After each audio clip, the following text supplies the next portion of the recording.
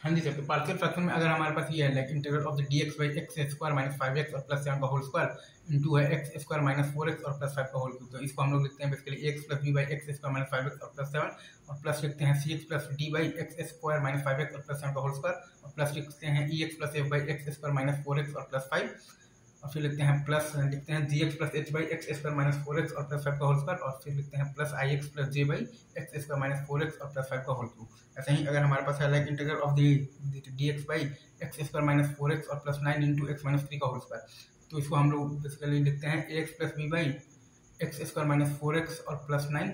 और प्लस लिखते हैं सी बाई एक्स माइनस 3 और फिर लिखते हैं plus d by x minus 3 का होल स्क्वायर। ये सही है। ऐसे ही अगर हमारे पास है basically integral of the D X by x square minus 4x और प्लस 7 का whole square into X square और प्लस 3x और प्लस 4, तो इसको हम लोग लिखते हैं basically a x plus b by x square minus 4x और प्लस 7 और प्लस लिखते हैं c x plus d by x square minus 4x और प्लस 7 का होल स्क्वायर और फिर लिखते हैं plus E x plus f by x square और प्लस 3x और प्लस 4। हाँ बस दैट्स इट।